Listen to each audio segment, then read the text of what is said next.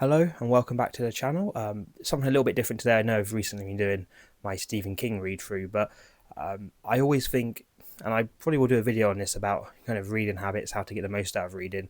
It's always good to break up your reading especially when you're reading the same author. I find, yeah, it's always good to just put a bit of variety in there, make everything a bit fresher, and also gives me a bit of time to read through the longer books. I remember reading The Shining by Stephen King, and I know I've got The Stand coming up, so those videos are going to take a bit longer to come out. So just a little break in that kind of content to do something a bit different. I think as well, in my aim to not, in terms of, yes, this is me creating content, but I really don't want to read like a content creator. I want to read what I want to read. I think that's the way I'm going to be the most passionate and be the most informed, and create kind of the best videos for both basically myself and anyone who is watching.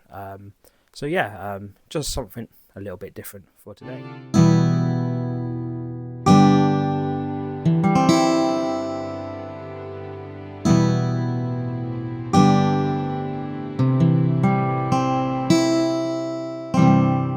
Bruce Springsteen, Patti Smith, Nick Cave, and Kim Gordon. These rock stars all have the same thing in common. They have all successfully pivoted away from their songwriting day job to book writing side projects. Now, there's another name to add to that list: Gary Lightbody. For those who don't know who Gary Lightbody is, he's the lead singer of the British rock band Snow Patrol, and I'm very much aware that it's never been kind of cool to like Snow Patrol as a band, especially nowadays, but I've always had a real soft spot for them. In 2009, I went to V Festival, which was my first ever music festival. The first night was headlined by The Killers, and the second night was supposed to be headlined by Oasis. Quite topical at the moment. V Festival was a dual festival, a bit like kind of Reading and Leeds. So they had a venue in Staffordshire and a venue in Chelmsford, and I was, whoever played Staffordshire on the Saturday night would play Chelmsford on the Sunday, and vice versa. Oasis played Staffordshire on the Saturday night, but I was in Chelmsford, so I woke up Sunday morning in Chelmsford and woke up to basically the news, the announcement around the campsite that Oasis had pulled out of the show, and a week later, Oasis would have split up completely, meaning that I missed their last ever show by a day. Before the reunion, obviously. The band, we've done a really unenviable kind of job of replacing Oasis as headliner, was Snow Patrol.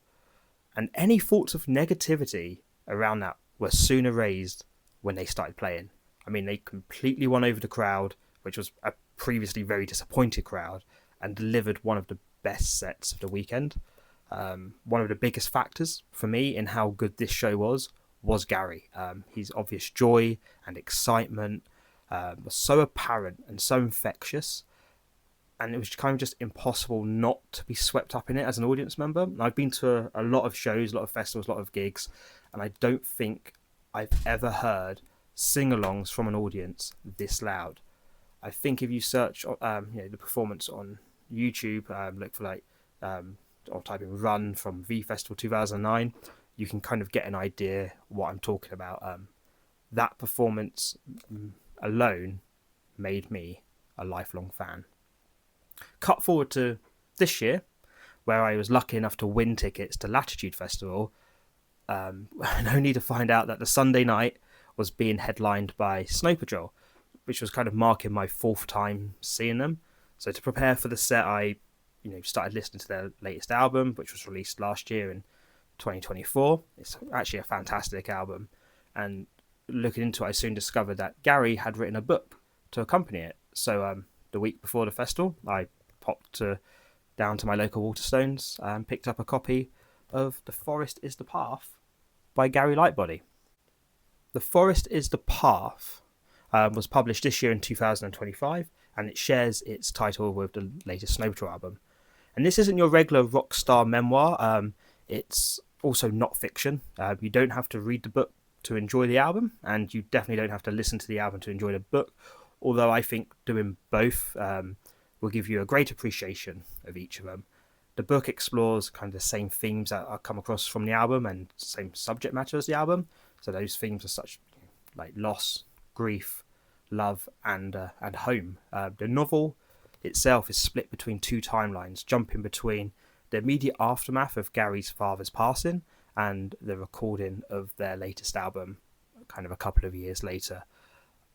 Gary tackles these themes, which are quite hefty themes, with a real lyricalism that you would expect, but also kind of injects a nice amount of humor and like surrealism.